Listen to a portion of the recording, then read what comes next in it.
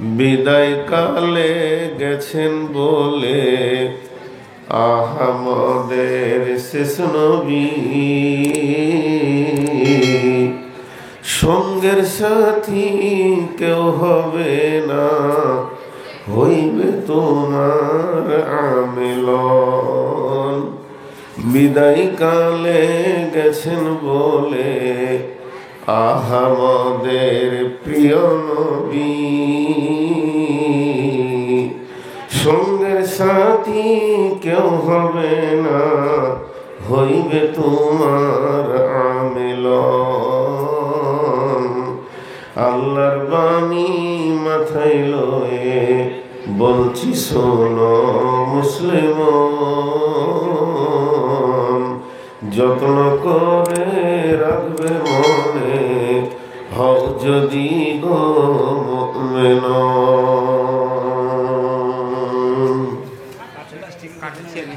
কাঠের চেয়ার তো সেলুনে দরকার,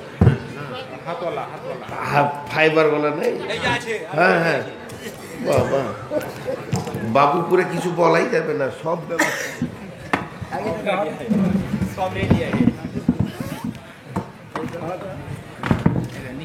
বারে বারে ক্যামেরার কাছে আসবে না, আর আসবো না একবার।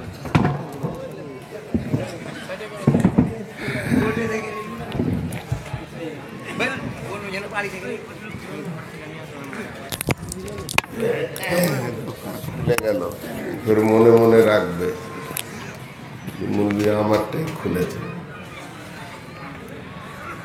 শ্রদ্ধেয় সুযোগ্য অত্র এলাকার কৃতি সন্তান, মুসলিম জাহানের আপামা জনসাধারণের নির্বাচিত আজকে সদরে সভা উপস্থিত সম্মানীয় আলেম উলামা বিন্দু, হাফেজে কোরআন বিন্দু, সামনে তার যিনি প্রকৃত প্রশংসার দাবি রাখেন তিনি হলেন আল্লাহ। তিনি এত বড় প্রশংসার অধিকারী, তিনি কাউকে তাওয়াক্কা করেন না। আল্লাহুস সামাদ, তিনি সমস্ত জিনিসের উপরে ক্ষমতাবান, আলা কুল্লি শাইইন কাদির। তিনি আপনার আমার দিলের খবর জানেন, তিনি আলিমুল বিজাতিস সুদূর। আগামীকাল আমি কি করব আমি জানি না, আমার আল্লাহ জানেন। তিনি এত বড় আলিম। সেই মহান মুনিবের দরবারে একবার সবাই প্রাণ খুলে, মেয়েরা আসতে, পুরুষেরা জোরে একবার শুকরিয়া করি, বলি আলহামদুলিল্লাহ। দরুদ ও সালাম বর্ষিত হোক আখিরি পয়গম্বর নবিকুল শিরোমণি ইমামুল আম্বিয়া, মেহবুবে কিবরিয়া, ইমামুল হারামাইন শরীফাইন, নবী মক্কি, নবী মাদানী, নবী বাশির, নবী নাজির, নবী তাসির, নবী মৌসিম, আশরাফুল আম্বিয়া, সফিউল মুজরবিন, রাহমাতুল লিল আলামিন, নবী মুদাসসির, নবী মুজাম্মিল, নবী আহমদ, নবী মুহাম্মদুর রাসূলুল্লাহ সাল্লাল্লাহু আলাইহি ওয়াসাল্লামের উপর আল্লাহুম্মা আমিন। আল্লাহুম্মা সাল্লি আলাইহি, আল্লাহুম্মা বারিক আলাইহি। মোহতারাম ভাই ও আজিজ ও বুজুর্গ দোস্ত, ইমানদারদের দুটি কাল, একটা ইহকাল আর একটা পরকাল। আজকের বক্তব্য ইহকাল নয়, সম্পূর্ণটা পরকাল। তো আমি আমার বক্তব্য শুরু করার আগে আকুল আবেদন রাখছি বিবেকবান মানুষের কাছে, যাদের সামান্য চেতনতা আছে, যারা দুই দিকে দাঁড়িয়ে আছেন, প্রয়োজনে আপনাদের হাতগুলো ধরছি, আপনারা বসে যান। ইসলাম সুন্দর, ইসলামের প্রতিটি নীতি সুন্দর, ইসলামের প্রতিটি কাজ সুন্দর। ইসলামের মতো সুন্দর পৃথিবীতে আর কিছু নাই। সেই সৌন্দর্যটাকে আপনি নোংরা করবেন এ অধিকার আপনাকে দেওয়া হয়নি। অতএব সৌন্দর্যতা বাজাই করার জন্য সবাই একটু একটু করে জায়গা নিয়ে বসে যান। এই তোরা দুজনে ক্যামেরা বন্ধ কর, বন্ধ কর। তোদের ওই লাইটটা আমি অনেকক্ষণ থেকে নিতে পারছি না, বন্ধ কর। আর ক্যামেরা তুলবি তো এখান থেকেই থামড়াও। ভাই যারা দাঁড়িয়ে আছে, খুব আবেদন করছি আপনাদের হাতগুলো ধরে, ইসলাম সুন্দর, আপনি সুন্দর হয়ে যান। মুসলিম সুন্দর, মুসলিমের চলার নীতি আছে। আমি যদি বলি ডান হাতে খেতে হয়, তো সঙ্গে সঙ্গে আপনি প্রোটেক্ট করবেন কে বলেছে, কোথায় আছে। আমি যদি বলি যে ফজরের নামাজ সুন্নত আগে পরে পড়া যাবে না, তো আপনি প্রোটেক্ট করতে পারবেন কে বলেছে, কোথায় আছে। এরকম দলিল ভিত্তি সমস্ত কিছু আছে। বিধায় আপনাদেরকে বলছি, যারা দাঁড়িয়ে আছেন, এখনো বলছি, আপনাদের যদি সুস্থ মিজাজ থাকে তো বসে যান, একদম দাঁড়িয়ে থেকে বিরক্ত করবেন না। আল্লাহর বান্দা, রসুলের উম্মত, আল্লাহর গোলাম, কত সুন্দর করে আপনাদেরকে বলছি, আপনারা বসে যান, একজনও দাঁড়িয়ে থাকবেন না। এরা কি বাংলা বোঝে না? আল্লাহু আকবার। 10 মিনিট ওদের কি বলা হলো? গন্ডার হার মানবে তোদের চামড়াতে। জি, সকলে একবার বলি আলহামদুলিল্লাহ। আজকে চাওয়া পাওয়ার পালা, একবার দেবেন, একবার নেবেন, আবার দেবেন। তো এখন আপনারা কিছুক্ষণ নেন, কারণ এই মাদ্রাসাটা আছে বলি আপনারা কিছু দিয়েও শান্তি পান, আবার বছরে কিছু নিয়েও শান্তি পান। জি, আমাদের বীরভূমের এক আলিম 2-4 লাইনের একটা কবিতা লিখেছেন, খুব সুন্দর, খুব ভালো লাগে।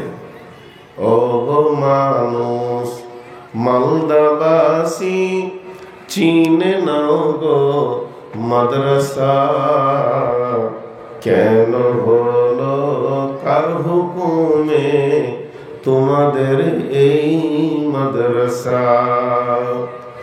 মসজিদের নববীতে তোলাবাদের সাথে বসে মৌলানা যে ছিলেন তিনি হযরত মুহাম্মদ মুস্তাফা, কেন হলো মাদ্রাসা। তোমাদের কেউ মরিলে পরে মাইয়াতকে সামনে করে কাতার বেঁধে তোলাবারা পড়ে যাবে জানাজা, কেন হলো মাদ্রাসা।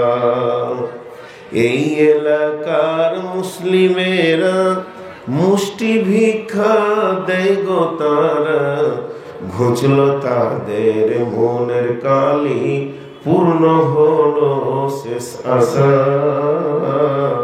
কেন হলো মাদ্রাসা। অনেক ফায়দা আছে। যাক, আজকে পরকাল সম্পর্কে কিছু কথা বলবো ইনশাআল্লাহ। 6টা জিনিসের উপর আমাদেরকে ঈমান আনতে হবে। মাত্র 2-4 মিনিটের উপস্থাপনা। আল্লাহর উপরে ঈমান, আখিরাতের উপরে ঈমান, ফেরেশতার উপরে ঈমান, কিতাবের উপরে ঈমান, নবীদের উপরে ঈমান, তকদিরের উপরে ঈমান। আরেকবার বলছি, 6টা জিনিসের উপরে পরিপূর্ণ, এতটুকু কম থাকলে চলবে না, ঈমান আনতে হবে। আল্লাহর উপরে ঈমান, আখিরাতের উপরে ঈমান অর্থাৎ পরকাল, নবীদের উপরে ঈমান, কিতাবের উপরে ঈমান, ফেরেশতার উপরে ঈমান, তাকদীরের উপরে ঈমান। গুরুত্ব দেওয়ার জন্য 3বার বলছি, আল্লাহর উপরে ঈমান, আখিরাতের উপরে ঈমান, ফেরেশতার উপরে ঈমান, আর আপনার কিতাবের উপরে ঈমান, নবীদের উপরে ঈমান, তাকদীরের উপরে ঈমান। আমলের কিছু কম হলে চলবে, কিন্তু ঈমানের কম হলে চলবে না। যদি কোনো কারণবশত আমলের কমই হয়ে যায়, যতগুলো আমাল পৃথিবীতে এসেছে, যতগুলো আমাল বলতে কাজ মুসলিমকে করতে হবে শরীয়তের দৃষ্টিতে, কোরআন হাদিসে, যদি কিছু কম পড়ে যায় অসুবিধা নেই, কিন্তু ঈমানে যদি এতটুকু কম পড়ে যায় তা সম্পূর্ণটাই অসুবিধা। একটা উদাহরণ দিব, এই উদাহরণটা একটা দিল মন দিয়ে শুনতে হবে। এইখানে আপনাদের মাদ্রাসাতে কম বেশি 50টা ফ্যান আছে, 60 থেকে 62টা বাল্ব আছে, 2 থেকে 3টে কম্পিউটার আছে। এইভাবে এরা আমল করে, এরা কাজ করে, এরা হাওয়া দেয়, আলো দেয়। এগুলো সব কাজ, এগুলো হলো আমাল। আর পোল থেকে মিটার পর্যন্ত যেটা তার কেবল, এটা হলো ইমান। ৬২টা ফ্যানের মধ্যে যদি দুটো না চলে যাবে মসজিদে, অসুবিধা হবে না। ৫৩টা বাল্ব আছে, যদি ৪টা কেটে থাকে তাও অসুবিধা হবে না, জামে মসজিদে কাজ চলে যাবে। কিন্তু কেবলটা যদি ১ ইঞ্চি কম হয়ে যায়, তা কারেন্টই আসবে না। বাকিগুলো সব নিউ, বাল্বও নিউ, ফ্যানও নিউ, কিন্তু কারেন্ট পৌঁছাবে না। অতএব আপনি তাহাজ্জুদ পড়তে পারেন নাই জীবনে, অসুবিধা নাই। সালাতুত তাসবিহ পড়তে পারেন নাই, অসুবিধা নাই। কোনো কারণবশত আপনার সুন্নতে গায়ের মুআক্কাদা ছাড়া গেছে, অসুবিধা নাই। অনেক নফল রোজা আছে আপনি করতে পারেননি জীবনে, অসুবিধা নাই। এগুলো আপনার কাছ থেকে ছাড়া গেছে, অসুবিধা নেই। কিন্তু ইমানের যদি এতটুকু কমি হয়ে যায় যে আল্লাহ থাকতেও পারে, নাও পারে, এরপরও যদি সারা জীবন তাহাজ্জুদ পড়েন, কাজে লাগবে। কথাটা বোঝাতে পারলাম? এতগুলো লোক চুপ করে আছেন কি করে? কথাটা বোঝাতে পারলাম? আলহামদুলিল্লাহ, এর নাম ইমান। এই যতগুলি ইমান আছে তার মধ্যে হচ্ছে পরকাল একটা, মরার পরে লম্বা একটা জিন্দেগি আছে, লম্বা, অনেক লম্বা, যে জিন্দেগিটার শেষ নাই, শুরু আছে। পরকালের স্তরে, পরকালের মরার পরে ৩টি স্তর আছে, ৩টি। একটা হলো কবর, এটা প্রথম মঞ্জিল আখিরাতের। দ্বিতীয় হলো হাসর, মেহশার, যার অনেকগুলো নাম আছে, আমি বলেছি, ইউটিউবে পেয়ে থাকবেন। যার নাম কারিয়া, যার নাম সালা, যার নাম ইয়ামুল হিসাব, যার নাম ইয়াম, যার নাম সালা, যার নাম গাসিয়া, আল্লাহ বিভিন্ন রকম বলেছেন। সেটা হলো কিয়ামত।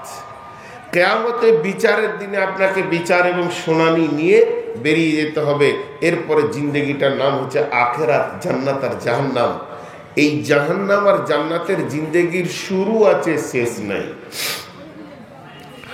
এই দিকে যে আমরা পার্থিব জীবনে রয়েছি, এখানেও ৩টি স্তর রয়েছে।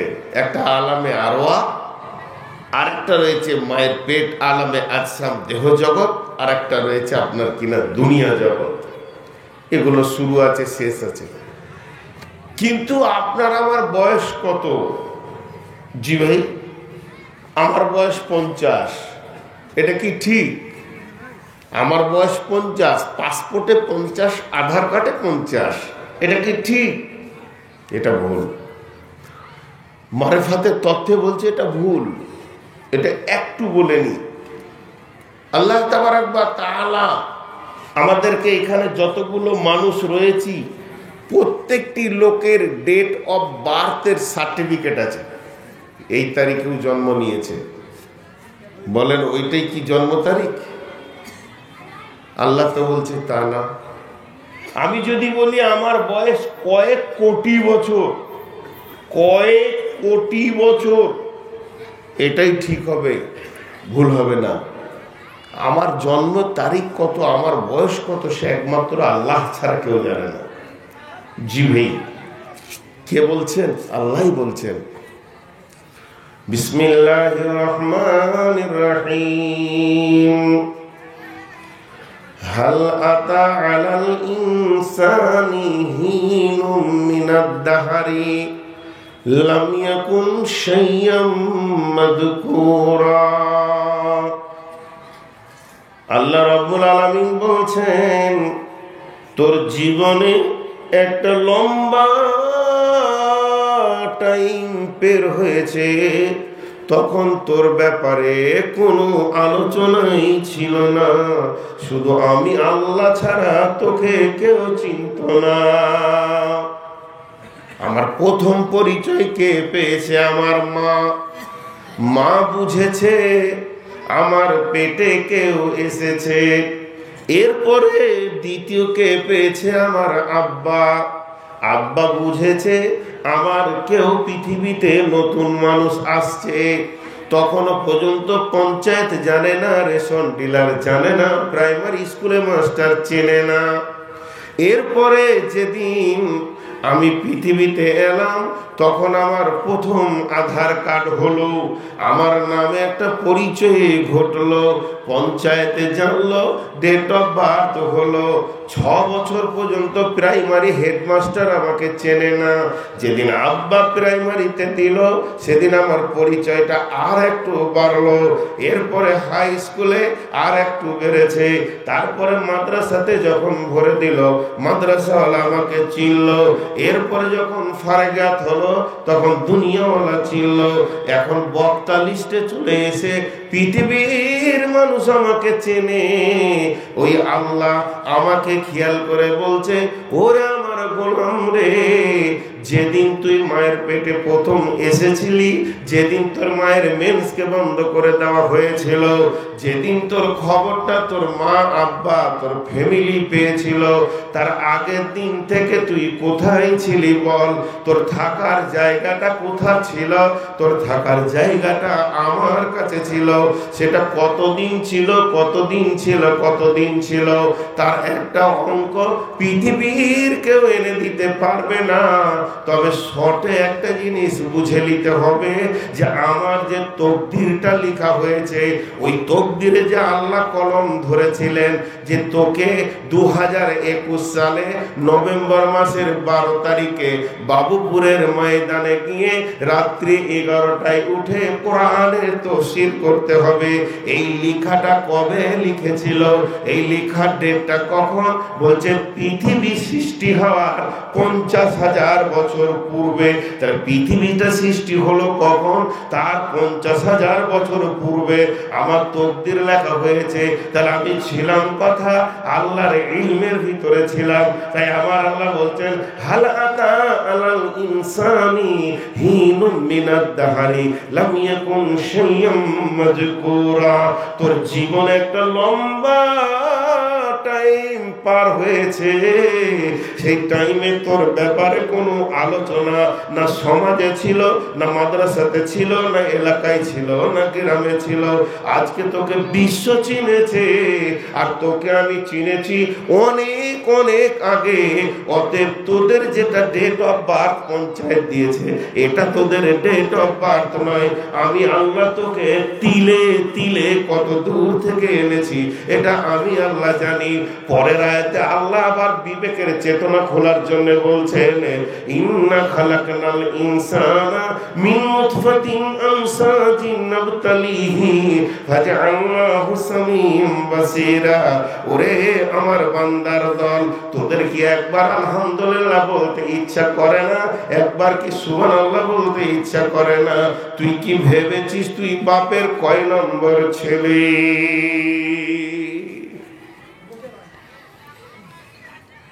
তোমার নাম কি জি? বলছে আমার নাম আব্দুল হাকিম। ক ভাই? 8 ভাই। তুমি কয় নম্বর? বলছে আমি বাপের বড় ছেলে। পিসা ফুক করে হেসে দিয়েছে। তুমি কি করে জানলে যে তুমি বাপের বড় ছেলে? তুমি কি করে জানলে? বলে আমার 8 ভাই 4 বোন, আমি তো বড়, আমার 62 বয়স, বাকিগুলো ছোট। বলে তুমি কিছুই জানো না। তোমার বাপের কত স্খলন হয়ে চলে গেছে, বড়টা গেছে না মেজোটা গেছে, তুমি ক নম্বরে আটকিয়েছো এটা কে জানে? জি ভাই, এইটা আল্লাহ বলছে দ্বিতীয় আয়াতে। তুমি কি করে অঙ্ক করলে বড়? আল্লাহ জানে কোনটা বড়। এখনকার বিজ্ঞানীরা বলছে, একটু ইশারায় বলবো বুঝলেন, একবার পুরুষের স্খলন হয় 60 কোটি পোকা। একবার স্খলন হয় 60 কোটি পোকা। আল্লাহ তাবারক ওয়া তাআলা বলছেন, এক মিলনে তো সন্তান হয় না, কিন্তু আমি মেনে নিলাম একই মিলনে আমি পৃথিবীতে এসেছি। যেদিন আমি আমার বাপের কাছ থেকে স্খলনে মায়ের পেটে গেছি, সেই দিন আমার সঙ্গে আমার ভাই বোন ছিল 59,99,999টা। তারা গোসলের পানিতে চলে গেল, তারা নষ্ট হয়ে গেল। তাদের ব্যাপারে আধার কার্ড পঞ্চায়েতে হলো না। আমার মা বাপ কোনোদিন তাদের জন্য কাঁদল না। আমার আল্লাহ বলছে, দেখ আমি 60 কোটির ভিতর থেকে তোকে বানালাম। ইন্না খালাকনাল ইনসানা মিন নুতফাতিন, নুতফার ভিতর থেকে, মিন নুতফাতিন, নুতফার ভিতর থেকে, মিন নুতফাতিন ফাজআলনাহু সামিয়াম বাসীরা। এরপরে তোকে শ্রবণ শক্তি, দৃষ্টি শক্তি দিলাম, দূরদর্শিতা জ্ঞানে পরিপূর্ণ করে দিলাম। ইম্মা শাকিরা ওয়া ইম্মা কাফুরা, যেমন যাবে কর। এখানে যে কত গভীর তথ্য কথা আছে, এই দুটো আয়াতের তথ্য কথা আমি বাংলাদেশে একবারই তফসির করেছিলাম ঠাকুর গায়ে, তা 2.5 ঘন্টা লেগেছিল।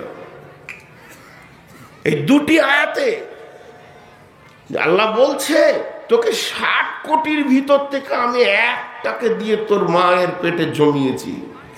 কই তোর ভাই বোন গুলো সাথে? বাপ দ্বিতীয় বিয়ে করে লাঠিলে তেরে বেড়াই ছেলেরা। বাপের যদি মা মারা গেছে, ওর যৌবন আছে, দ্বিতীয় বিয়ে করবে, তো লাঠিলে ছেলেরা তেরে বেড়াচ্ছে যে আমাদের জমি ভাগ হয়ে যাবে। আল্লাহ বলছে যদি 60 কোটি দিতাম তো কি করতিস বল? একটি লোক পেতিস না। জি, আমি কত কন্ট্রোল করে করে তোদেরকে দিয়েছি। এর ব্যাপারে অনেক আয়াত সাপোর্ট করবে। বিধায় ভাই হুঁশিয়ার হয়ে যায়। পরকাল আছে, পরকাল আছে। জি, কথা বলেন, পরকাল, মরার পর একটা জীবন আছে না নাই? তো পরকাল আছেটা হলো ঈমান, ইলম। এটা ঈমান লাই, পরকাল আছে এটা ইলম। ইলম মানে জ্ঞান, আর পরকাল আছি এর নাম ঈমান। আছে আর আছি দুটোর মধ্যে পার্থক্য আছে না? খালু আমাদের বাড়ি যাবেন গো? যাব, সন্দেহ আছে খালু আসবে কিনা। খালু আমার বিয়েতে আমাদের বাড়ি যাবেন? যাবো যাবো যাবো। তো বুঝলাম যে খালু বুঝেছে যে আমার বিয়ে হবে, আর যখন খালু বলবে যাবই, দিলের ইতমিনান আসবে যে আসবে। তো পরকাল আছে, আল্লাহ আছে, জান্নাত আছে, জাহান্নাম আছে, এর নাম ইলম। এখান থেকে বোঝা যায় যে জ্ঞানটা হয়েছে। আর আছি এর নাম ঈমান। আল্লাহ তাবারাক ওয়া তাআলা বলেন লাইসাল বিররা তুওয়াল্লু উজুহাকুম কিবালাল মাশরিকি ওয়াল মাগরিবি ওয়ালাকিন্নাল বিররা মান আমানা বিল্লাহি ওয়াল ইয়াউমিল আখিরি ওয়াল মালাইকাতি ওয়াল কিতাবি ওয়ান নাবিয়্যিন।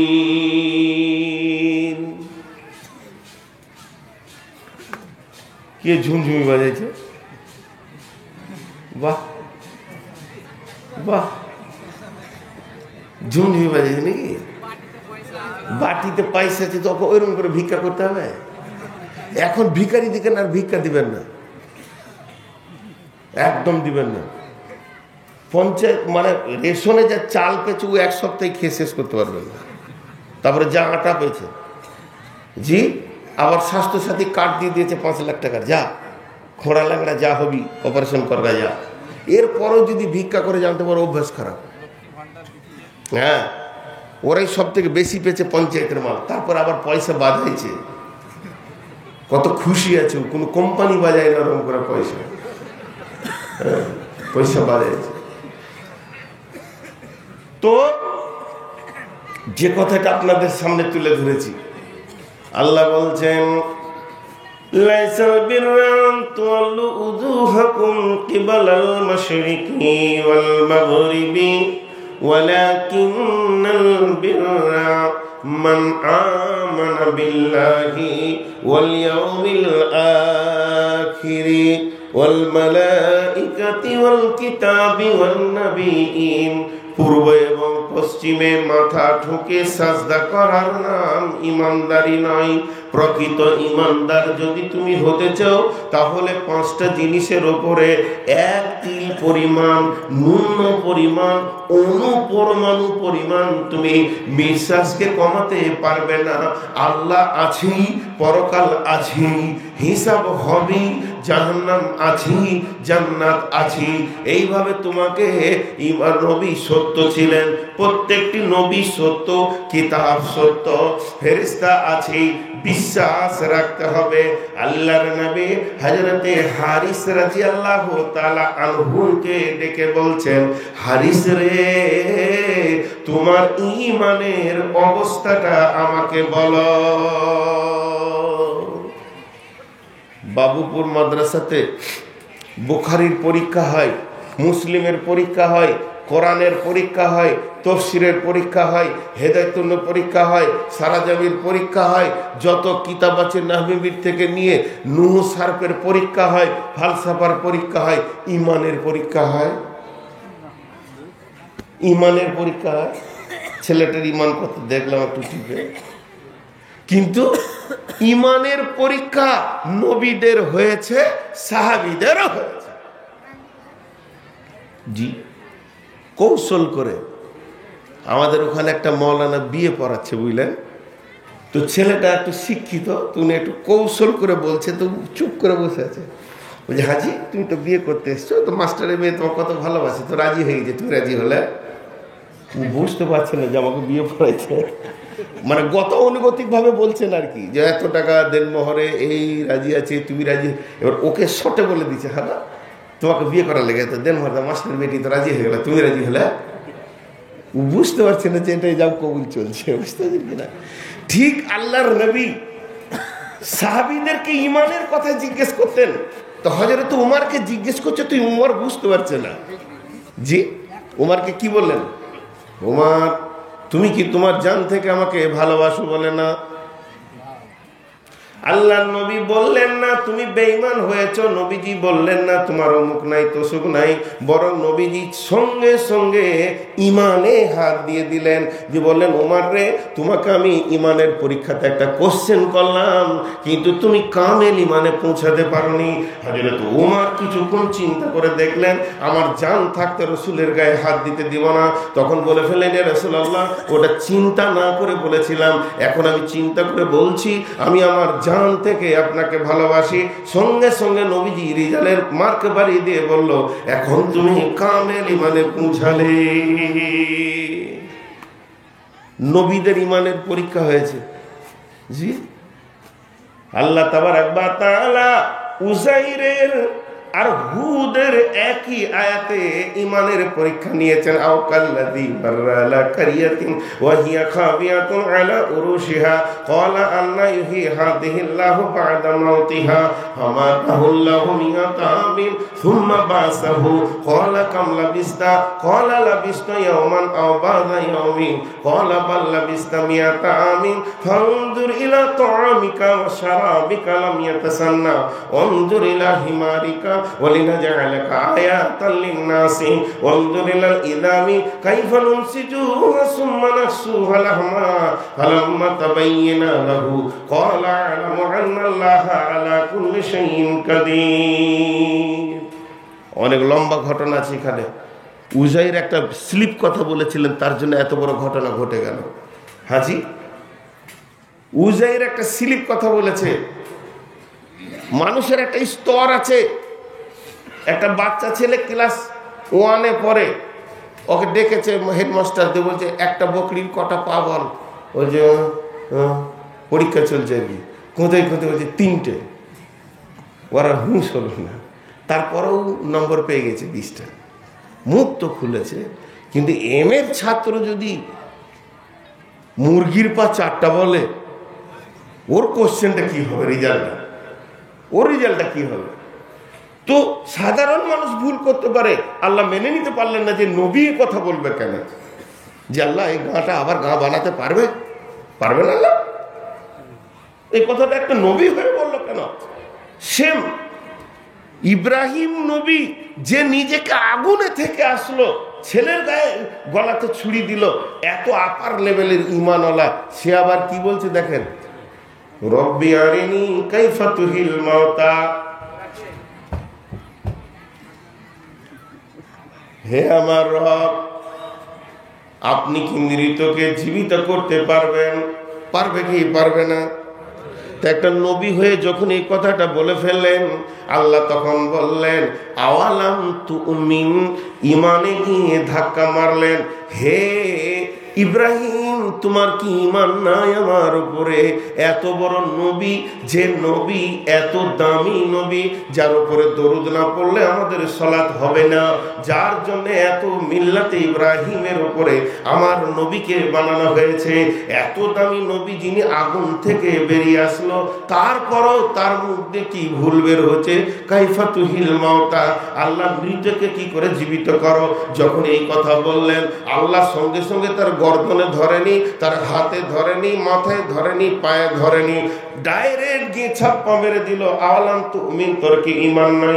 ইব্রাহিম দেখছে তো ভুল হয়ে গেল রে, স্লিপ করে ফেলেছি, চট করে কথাটা ঘুরিয়ে বলছে লিয়াতমাইন্না কালবি, আমি দেখলে আমার দিলটা চয়ন হবে তাই বলছিলাম।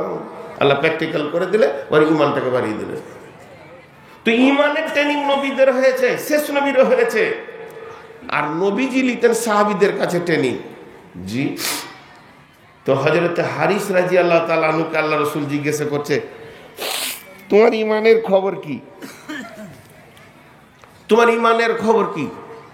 তো হযরত হারিস রাদিয়াল্লাহু তাআলা আনহু এমনি করে বলছেন, ইয়া রাসূলুল্লাহ, আমি 100-তে 100 কামেল ঈমানের প্ল্যাটফর্মে দাঁড়িয়ে আছি, এতটুকু আমার ঈমানের কমি নেই। নবীজি বলছেন, তুমি একবারে 100% ঈমানে আছো? বলে হ্যাঁ। বলে তুমি যে দাবি করলে, এই দাবির প্রমাণটা আমাকে দাও। হযরত হারিস বলছেন, দয়ার নবী গো, ও আখিরি পয়গম্বর, আমি যখন সকালে ঘুম থেকে উঠেছি তখন থেকে আমার মাথার ভিতরে সবসময় পরকালের টেনশন লেগে আছে।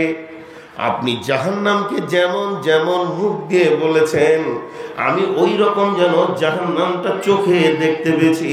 সেখানে আগুন একে অপরে লড়ছে, সেখানে একে অপরে কারাক মারছে, আর জাহান্নামীদের চামড়াগুলো ছিলে নেওয়া হচ্ছে। আর আমি ওই দৃশ্যটা দেখে আমার মনে শান্তি পেয়েছি না। ও দয়ার নবী গো, শুধু জাহান্নাম নয়, আপনি যে জান্নাতে বলেছেন আঙ্গুরের থোকা থাকবে, খেজুরের থোকা থাকবে, সেখানে খাবারের সম্ভার থাকবে, নহরগুলি কুলকুল কুলকুল করে বইবে, আপনি যেমন যেমন যেমন যেমন আপনার মুখ দিয়ে বলেছেন আমি ওই রকম যেন দুইটি চোখে দেখতে পেয়েছি। আর এই ভয় আর আশা, একদিকে জাহান্নামের ভয় আর একদিকে জান্নাতের আশা, এর মধ্যখানে যেন আমি পুলসেরাতে নিজের জিন্দেগিটাকে নিয়ে বাস করছি। সবসময় ভয় আর আশা লেগে আছে। এইভাবে আমার সকাল গেল, এইভাবে আমার 10টা টাইম গেল, এইভাবে আমার দুপুর গেল, এইভাবে আমার বিকাল গেল, ওই অবস্থাতেই আমার সন্ধ্যা হতে চলেছে। আল্লাহর নবী বলছেন, হারিস রে, তুমি যে দাবি করেছো যে কামেল ঈমানে দাঁড়িয়ে আছো, আমি আখিরি পয়গম্বর সাক্ষী দিচ্ছি তুমি কামেল ঈমানে দাঁড়িয়ে আছো। ভাই, এতটি লোক বসে আছেন, কাউকে বলতে বলবো না, আমাকে আপনারা বলতে বলেন, আমি এখানে দাঁড়িয়ে আল্লাহর কসম করে বলবো, সারাদিনে একবার কবর মনে পড়ে না, সারাদিনে একবার কিয়ামত মনে পড়ে না। দিনটা চলে গেল তিলে তিলে তিলে তিলে, 24টা ঘন্টা, প্রতি ঘন্টায় 60টা মিনিট, প্রতি মিনিটে 60টা সেকেন্ড, কটকট কটকট করে উই পোকার মতো কেটে সূর্য উঠলো, সূর্য ডুবলো, আর আমার দিমাগে একবারও এলো না যে আল্লাহর সামনে দাঁড়াতে হবে, কবরে ঢুকতে হবে। আমাদের ঈমানের দুর্বলতাটা কোন জায়গায়? পরকালের ঈমান দূরের কথা, মহিলারা পুরুষের জন্য ভোগ আল্লাহ বানিয়েছেন, ভোগ ভোগ আনন্দ, লিতাসকুনু ইলাইহা ওয়া জাআলা বাইনাকুম মাওয়াদ্দাতা ওয়া রাহমা। আর পুরুষ হলো মহিলাদের জন্য ইবাদত। স্ত্রীকে স্বামী ডাকবে ভোগের জন্য, আর স্ত্রী মন চায় আর না চায় এগিয়ে যাবে ইবাদত করার জন্য। আর পৃথিবীতে মানুষ পশুত্বের আচরণে নেমে আসে, তিন জায়গায় মানুষ নিজেকে হারিয়ে ফেলে। তার যত বড় ডিগ্রি হোক, সে সাইকুল হাদিস হোক, সে আপনার কিনা মুফাসসির হোক, সে মুহাদ্দিস হোক, যত বড় আলিম হোক, হাফিজ হোক, কারি হোক, আর জেনারেল শিক্ষিত সে যদি ডিএম, এসডিও, বিডিও, ইঞ্জিনিয়ারও হয় আর প্রধানমন্ত্রীও হয়, তিন জায়গায় মানুষ নিজেকে হারিয়ে দেয়, খুঁজে পায় না। সেই তিন জায়গাটা কোথা? একটা হলো ড্রেসিং টেবিলের সামনে। নিজের চেহারা যখন নিজে দেখে, ও ভালো দেখে না। এগুলো দর্শন তত্ত্ব, এগুলো বুখারী মুসলিমে নেই, ক্লিয়ার বলে দিচ্ছি এটা কোথা থেকে বলছি। আর মানুষ যখন বাচ্চা ছেলের সামনে চলে যায়, কচি নাতি পোতা থাকলে ওর আর হুঁশ থাকে না, ওকে নিয়ে খেলবে, এমন কথা বলবে যার কোনো মানেই নেই। এখন শেখ সাহেব এরকম করুক তো করুক, লোক পাগল বলবে। কিন্তু একটা কচি বাচ্চা কোলে তুলে দেন, করবে ওকে হাসানোর জন্য। দু জায়গায় মানুষ নিজেকে হারিয়ে ফেলে। নাম্বার 3, যখন স্ত্রীকে নির্জনে একা পায়, তখন আর মানুষ থাকে না, হারিয়ে ফেলে। এটা আল্লাহর বড় নিয়ামত। কিন্তু হযরতে আবু যর গিফারি রাদিয়াল্লাহু তাআলা আনহু, হযরতে আবু যর গিফারি রাদিয়াল্লাহু তাআলা আনহু বাড়িতে রয়েছেন এবং আবু যর গিফারির বিবিও বাড়িতে রয়েছেন। দুইজন বুড়িয়ে যায়নি, বার্ধক্য আসেনি, যৌবন বিলুপ্ত হয়ে যায়নি। দুইজনে নব যুবক যুবতী, পূর্ণ শরীরে 100তে 100 যৌন ক্ষমতা রয়েছে। আর দুইজন যে বাড়িতে আছে, তৃতীয় জন কেউ নাই ওদেরকে ডিস্টার্ব করবে। মা নাই, আব্বা নাই, ছেলেপেলেরা ঘরে কেউ নাই। গোটা ঘরটা যেন আবু যর আর তার স্ত্রীর। এই ঘটনাটা কেউ কেউ বলেছে আবু আইয়ুব আনসারীর ঘটনা। দুইটা সাহাবীর ভিতরে মতান্তর রয়েছে। যাই হোক, ওই সাহাবীটি তখন দেখছে কেউ নাই, তো স্বামী স্ত্রীতে একটু মজা গল্প করে নি। বিবি বসে আছে আর বালিশ না নিয়ে বিবির জানটাকে বালিশ বানিয়েছে। আবু যর রাদিয়াল্লাহু তাআলা আনহু নরম জাঙ্গের উপরে বিবির নরম জাঙ্গে মাথা রেখেছে, আর বিবি যেন তার উপরে উবুর হয়ে পড়ে গিয়ে মাথার চুলগুলিকে নাড়ছে। তার মানে কি, ভোগের সামগ্রীগুলো তার মাথার কাছে রয়েছে, আর বিবি মাথার চুলগুলিকে বিউলি করছে। স্বামী স্ত্রীর মধ্যে কথা চলছে। কথা চলতে চলতে চলতে চলতে প্রেম যমুনায় দুজন ভেসে গেছে। এমন সময় ওর বিবি দেখছে স্বামীর চোখে পানি, দুই দিক থেকে অশ্রুধারা গাল দিয়ে বলছে। এই দৃশ্যটা দেখার পরে পরে বিবি বলে ফেললো, বিবিও কেঁদে ফেললেন। স্বামী কাঁদলে বিবি চুপ থাকতে পারে না।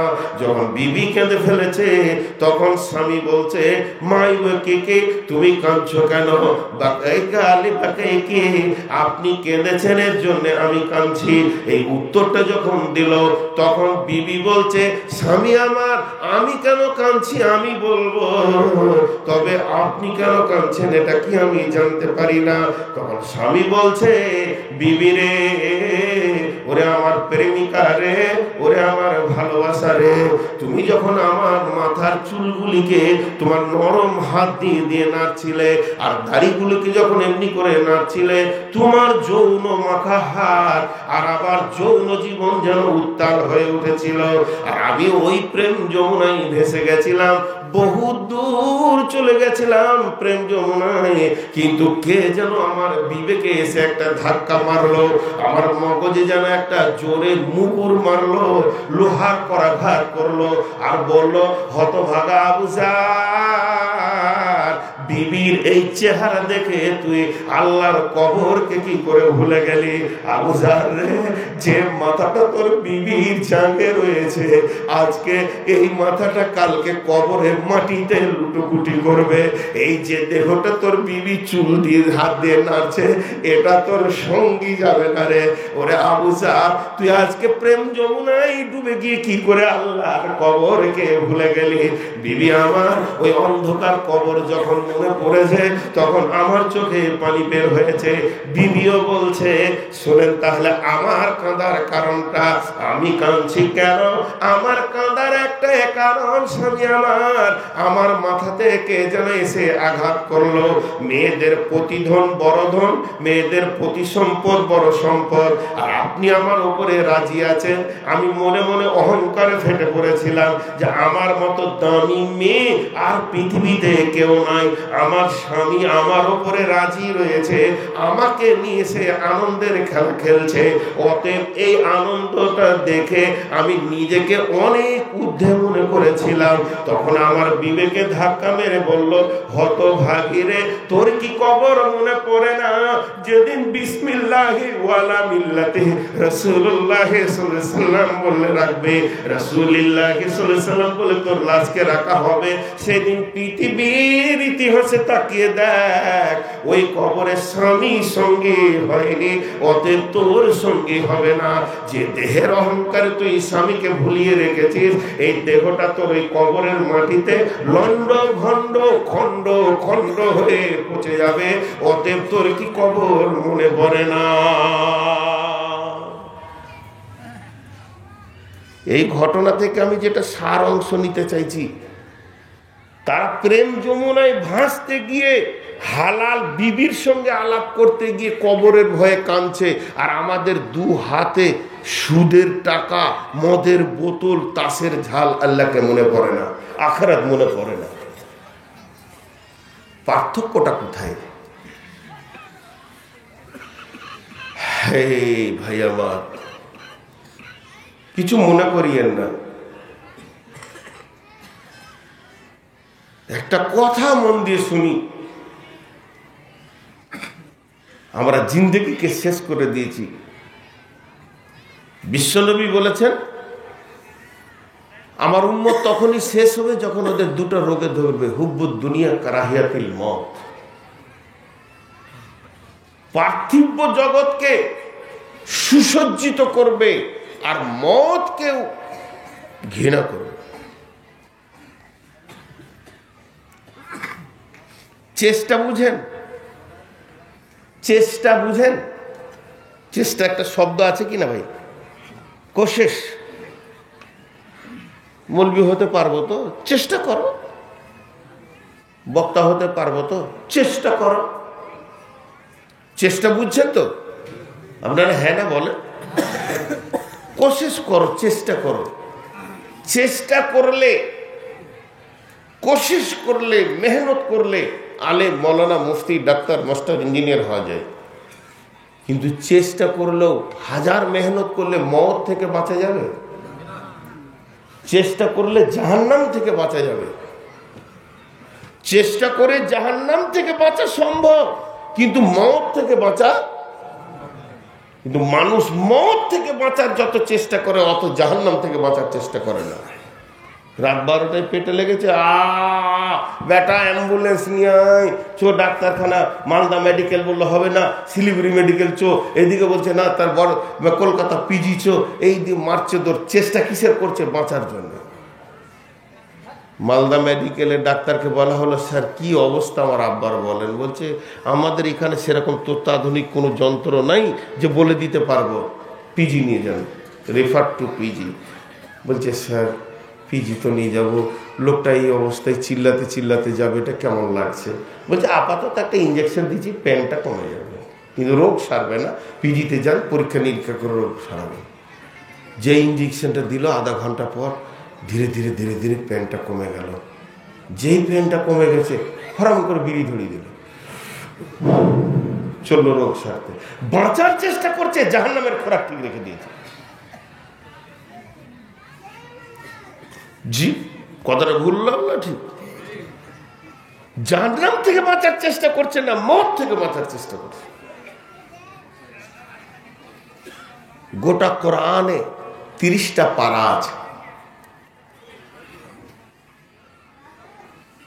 পানি খায় একটু। তো 30টা পারাতে 3টে সাবজেক্ট ভরা আছে।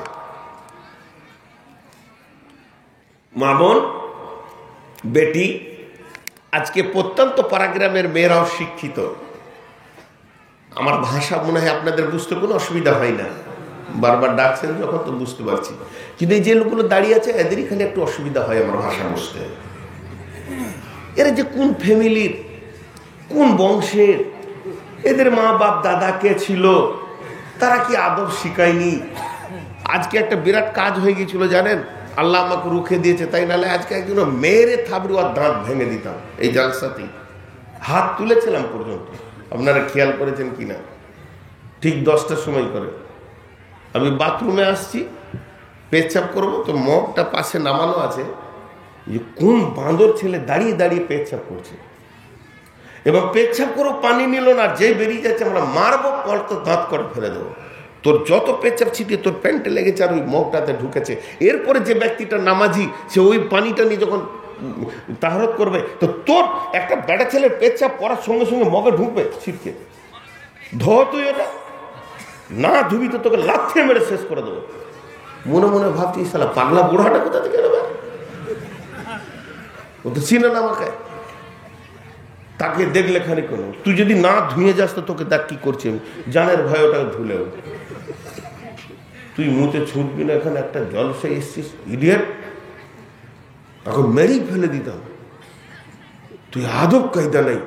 তো প্রত্যন্ত পারাগ্রামের মা বোনেরা, শিক্ষিত মানুষ, একটু বোঝার চেষ্টা করেন, এরা যে কেন বুঝছে না, এত বলছি যে বসে বসে ইসলাম ভালো, এই যে কোন বংশ থেকে এসেছে বুঝালে আর ভাবছে, ওদের আধার কার্ড দেখে দে, এই মোবাইল আলার ওদের ছবি লাও তো, ইউটিউবে দিয়ে দেবে,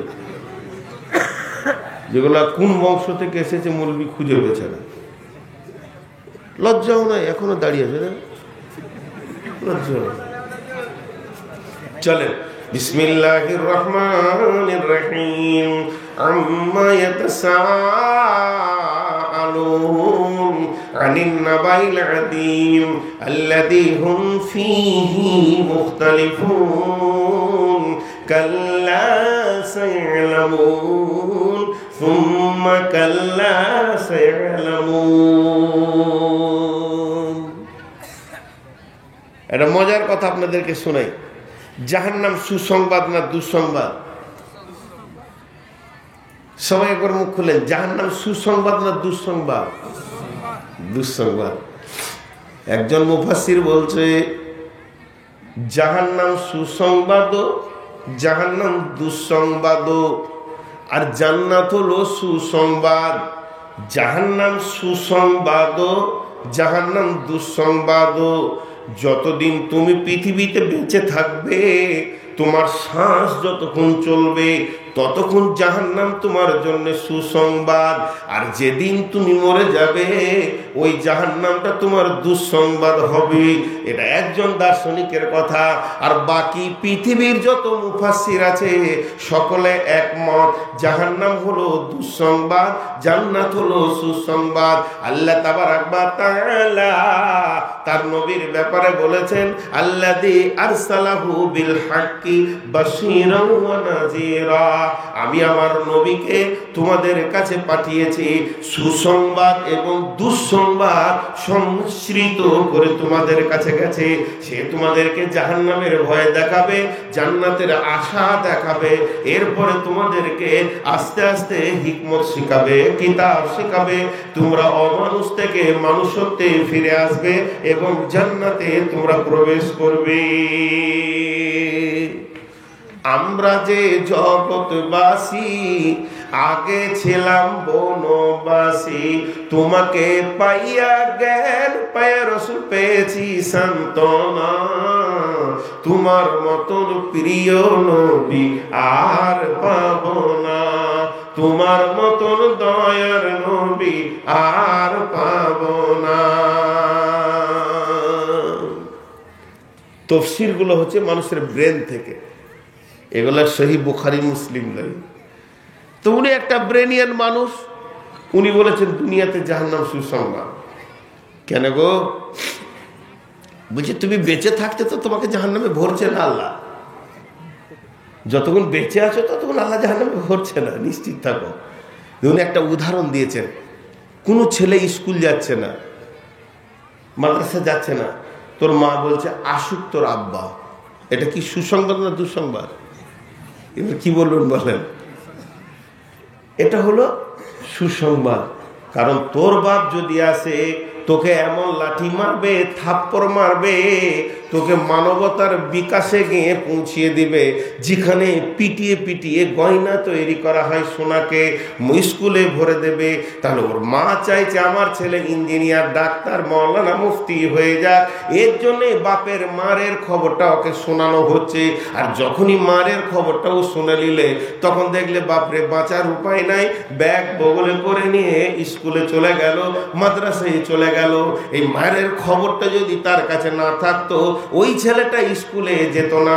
তাই উনি বলছেন যে মানুষ যতগুলো মসজিদে ঢুকেছে ওই জাহান্নামের ভয়ে ঢুকেছে। জান্নাতি যতগুলো হবে জাহান্নামের ভয়ে পিটানিতে হবে। এর জন্য এটা সুসংবাদ। যতদিন বেঁচে থাকবে সুদ ছাড়ছে মানুষ জাহান্নামের ভয়ে, জুয়া ছাড়ছে জাহান্নামের ভয়ে, মদ ছাড়ছে জাহান্নামের ভয়ে। তো জাহান্নাম কোথা খারাপ হলো? এ পিটানি তো দরকার আছে। কিন্তু মরে যাওয়ার পর ওই খবরটা খারাপ খবর, আর লওয়া যাবে না, আবাদান জিন্দেগি জাহান্নাম চলে যাবে। কিন্তু কোরআন বলছে জাহান্নাম দুঃসংবাদ আর জান্নাত সুসংবাদ। তাহলে গোটা কোরআনে 3টে সাবজেক্ট আছে। কয়টা বললাম? 3টি। কয়টা বললাম? 3টি। একটা হলো তৌহিদ, একটা হলো রিসালাত, আর একটা হলো আখিরাত। একটা হলো তৌহিদ, একটা হলো রিসালাত, আর একটা হলো আখিরাত। তৌহিদ মানে একত্ববাদের খবর এসেছে। এই কোরআনে বহুত্ববাদকে ভেঙে দিয়ে এক আল্লাহর উপরে প্রতিষ্ঠিত করার কথা। গোটা কোরআনটাকে যদি ছেড়ে ছেঁকে আনা যায় তাহলে 10 পারা হয়ে যাবে, 1/3 হয়ে যাবে। আর একটা হলো রেসালাত। রেসালাতের 2টি বিভাগ। একটা রেসালাত শব্দের অর্থ হলো ইতিহাস। গোটা কোরআনে নবীদের, কাফের, বেঈমান, মুনাফিকদের ইতিহাসগুলো যদি এক জায়গায় জমা করা যায় তাহলে 10 পারা হয়ে যাবে। আবার রিসাল শব্দের অর্থ যদি সূচি বা ফরদ নেন তাহলে আমলের কথা চলে আসবে, যে আপনাকে আল্লাহ তাবারক ওয়া তাআলা কি কি লিস্ট দিয়ে পাঠিয়েছেন এখানে, যে ভবের বাজার থেকে সেগুলো নিয়ে যেতে হবে, নামাজ রোজা এগুলোকে নিয়ে কবরে পৌঁছাতে হবে। আর একটা হলো আখিরাত। আখিরাত বলতে পরকাল, সেটা মরার আগে নয়, মরার পরে লম্বা জিন্দেগির খবর এসেছে। কেন কেন কেন আখিরাত দেওয়া হলো? তার কারণ হচ্ছে এখন থেকে আপনাকে লক্ষ্য বস্তু ঠিক করে নিতে হবে। আমি কোন পথে যাব? আপনাদের বাড়ি হলো কি বাবুপুর, এখানে 2টা রাস্তা আছে। আমি তো ছিলাম আপনার কিনা রতুয়াতে। আমি মনে মনে ঠিক করলাম কোনটা পথে আমি যাব, এই পথে যাব কি ওই পথে যাব। পথ তো রয়েছে 2টি। আল্লাহ তাবারক ওয়া তাআলা কোরআনে বলেছেন ওয়া হাদাইনাহুন নাস্তাইন, আবার বলেছেন ইম্মা শাকিরা ওয়া ইম্মা কাফুরা। তোদের জন্য 2টি রাস্তা, 2টা লক্ষ্য বস্তু রয়েছে। আল্লাহু ওয়ালিয়ুল্লাযিনা আমানু ইখরিজুহুম মিনাদ যুলুমাতি ইলান নূর ওয়াল্লাযিনা কাফারু আউলিয়াউহুমুত তাগুত ইখরিজুনাহুম মিনান নূরি ইলাল যুলুমাত উলাইকা আসহাবুন নারি হুম ফিহা খালিদুন। আল্লাহ তাবারক ওয়া তাআলা বলছেন যারা আমার সঙ্গে নিবিড় সম্পর্ক করেছে, যারা আমার ওলি, যারা আমার বন্ধু, তারা নিমজ্জিত অন্ধকারের রাস্তাগুলো থেকে বের হয়ে এসে নোরানি রাস্তার উপরে চড়ে নিয়েছে, হাই রোডে চড়ে নিয়েছে। তাদের রোডটা গিয়েছে এসবে জান্নাতে।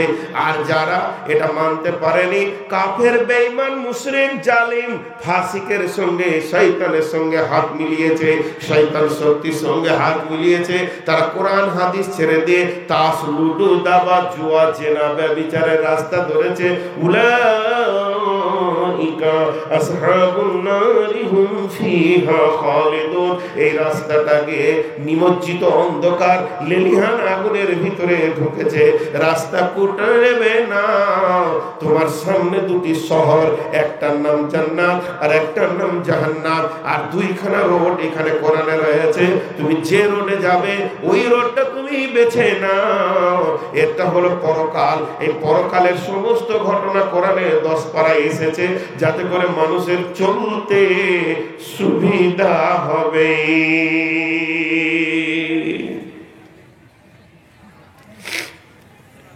জি, এবার সূরা নাবাতে যে আয়াতগুলো আপনাদের সামনে পড়েছি, কোনটা বলি কোনটা ছাড়ি। হাজি আজকে ক তারিখ জলসা? আর 12 আছে, 13 তারিখ। ঠিক আছে। আল্লাহ রসুলকে প্রশ্ন করত বেঈমানেরা। সূরা ইয়াসিনে আছে, তারপরে সূরা মুলকে আছে, মাতা হাজাল ওয়াদিন কুনতুম সাদিকিন। এ নবী, তুই যদি সত্য নবী হস্ত বলতো সেই কিয়ামতটা কখন আসছে। আর কিয়ামতের ডেট তারিখ কার কাছে আছে? কুল ইন্নামাল ইলমু ইনদাল্লাহি ওয়া ইন্নামা আনা নাযিরুম মুবিন। সে কবে হবে সেটা আল্লাহর কাছে আছে তারিখ। হ্যাঁ, জি জি, এটা তো শুধু আমি তোমাদেরকে ভয় দেখাতে এসেছি। পাদ্রী পোপ পোপ পোপ আমাদের যেমন আলিম বলে, খ্রিস্টানরা বলে পোপ পাদ্রী, পাপায়ে আজম। সব থেকে বড় পাদ্রীকে বলবে আমাদের যেমন শেখ সাহেব পাপায়ে আজম। অনেক প্রশ্ন করেছেন রসুলকে ওরা। তা আল্লাহ তাবারাক ওয়া তাআলা বলছেন আম্মা ইয়াতাসাআলুন আনিন নাবাইল আযীম আল্লাযী হুম ফীহি মুখতালিফুন কাল্লা সায়ালামুন সুম্মা কাল্লা সায়ালামুন ইয়াওমা ইনফাকু ফিস-সূরি ফাতাতুনা আফওয়াজা ওয়া ফুতিহাতিস সামাউ ফাকানাত আবওয়াবা ওয়া সুয়িরাতিল জিবালু ফাকানাত শারাবা। 11টা আয়াত ছেড়ে দিয়েছি আমি। কেন ছাড়লাম ওটা পরে বলবো। আল্লাহ বলছেন, নবী হে, তোমাকে কোন ব্যাপারে ওরা প্রশ্ন করে। একটু আপনাদেরকে বলছি, ধৈর্য ধরেন। হাসরের ময়দানের রূপটা আপনারা খালি নিয়ে যাবেন। আল্লাহর ওয়াস্তা দিয়ে বলছি, ও আল্লাহর গোলামেরা, মা আমার, বোন আমার, উঠিয়েন না। আল্লাহ তাবারাক ওয়া তাআলা বলছেন, কোন ব্যাপারে নবী হে তোমাকে প্রশ্ন করে? আনিন নাবাইল আযীম, সেই বড় খবরের ব্যাপারে। আল্লাযী হুম ফীহি মুখতালিফুন, সেই দিনটাকে নিয়ে তারা ইখতিলাফ করছে, কনফিউশন করছে, দোদুল্য বানিয়ে দিচ্ছে, মনের ভিতরেতে বিগাড় ধরিয়ে দিচ্ছে। আমার আল্লাহ বলছে, তুমি বলো কাল্লা সায়ালামুন, নিশ্চয়ই সেটা তোমরা জানতে পারবে, অতি সত্তরই জানতে পারবে। সুম্মা কাল্লা সায়ালামুন, আবার নবী আল্লাহ বলছেন, নবী আবার একবার বলো, দ্বিতীয়বার বলো, নিশ্চয়ই তোমরা সেই কিয়ামতকে জানতে পারবে। আল্লাহ বলছেন সেই কিয়ামতটা কেমন হবে। ইয়াউমা ইনফাকু ফিস-সূরি ফাতাতুনা আফওয়াজা ওয়া ফুতিহাতিস সামাউ ফাকানাত আবওয়াবা ওয়া সুয়িরাতিল জিবালু ফাকানাত শারাবা। ওই দাটা তরজমা পরে করছি। তো মাঝে 11টা আয়াত কেন আল্লাহ বললেন? এগুলো একটাও কিয়ামতের কথা নয়, এগুলো একটাও কিয়ামতের কথা নয়, একটাও আয়াত কিয়ামতের কথা নয়। দেখেন, আলাম নাজআলিল আরদা মিহাদা ওয়াল জিবালা আওতাদা ওয়া খালাকনাকুম আজওয়াজা ওয়া জাআলনা নাওমাকুম সুবাতা ওয়া জাআলনাল লাইলা লিবাসা ওয়া জাআলনান নাহারা মাআশা ওয়া বানাইনা ফাওকাকুম সাবআন শিদাদা ওয়া জাআলনাস সিরাজা ওয়াহাজা ওয়া আনজালনা মিনাল মুরসিরাতি মা'আন সাজ্জাজা লিনুখরিজা বিহি হাব্বান ওয়া নাবাতা ওয়া জান্নাতিন আলফাফা। ইন্না ইয়াউমাল ফাসলি কানা মিকাত। এই 11টা আয়াত মাঝে বললেন কেন? এই আয়াতগুলো একটাও কিয়ামতের আয়াত নয়, এই আয়াতগুলো ক্ষমতার আয়াত। খালি এখানটা বুঝতে হবে, তাহলে আর বাকিটা আপনার বুঝতে অসুবিধা হবে না।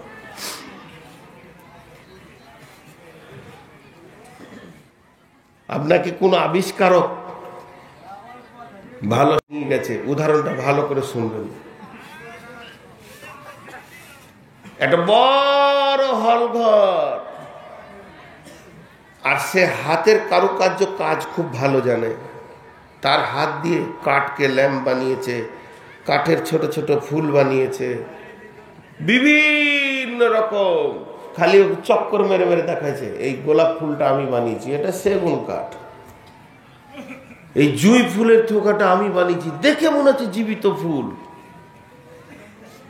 এই ল্যাম্পটা আমি করেছি, দেখে মনে হচ্ছে সুন্দর ল্যাম্প। এই আমটা আমি বানিয়েছি কাঠের। এরকম করে ঘুরিয়ে ঘুরিয়ে ঘুরিয়ে ঘুরিয়ে ঘুরিয়ে ঘুরিয়ে দেখাচ্ছে। আর ওর হেতের পত্র পড়ে আছে, আর একটা কাঠ পড়ে আছে। যে এই কাঠটায় নিচে একটা কাঁঠাল বানাবো। যখনই বলেছে কাঁঠাল বানাবো, তখন যাকে দেখাইছে সে কত মাথা মোটা, বলছে পারবে তো? বুঝতে পেরেছেন? পারবে তো? তোকে রাগ লেগে গেছে, তো রেগে গিয়ে তখন বলছে এইটা বানালাম আমি, ওইটা বানালাম আমি, এটাও বানালাম আমি, এটাও বানালাম আমি। এতগুলো তোর চোখের সামনে রয়েছে, আর এটা বানাবো বলে রেডি করে রেখেছি, এইটার ব্যাপারে কি তোর সন্দেহ হয়? তো আল্লাহ বলছে দেখ, আমি জমিন বানালাম, আমি আসমান বানালাম, আমি জোড়া বানালাম, দিবারাতি পরিবর্তন করলাম, সূর্য তুললাম ডুবলাম, আসমান থেকে পানি দিলাম, ফসল তুললাম। এতগুলো আবিষ্কারের ভিতরে ঢুকে রয়েছিস, এখন খালি একটা জিনিস বানাতে বাকি রেখেছি, সেটা হলো কিয়ামত। এ ব্যাপারে কি তুমি সন্দেহ করো যে আল্লাহ এত বড় জমিন বানায়, যে আল্লাহ এত বড় পাহাড় বানায়, যে আল্লাহ এত বড় আসমান বানায়, বিনা পাম্পে তোমাকে পানি দেয়, জমিন থেকে তোমাকে ফল ফলিয়ে দেয়, আম গাছে একটাও আম নাই, সিজনে মাথা নেড়ে দেবে আম, এ যে আল্লাহ করতে পারে, এগুলো তোমার চোখের সামনে প্রতিনিয়তই রয়েছে। তুমি আবিষ্কারকের গোডাউনে বাস করছো, এরপরে সেই আবিষ্কারকের কিয়ামতের ব্যাপারে তোমার সন্দেহ ঢুকবে কি করে? আল্লাহ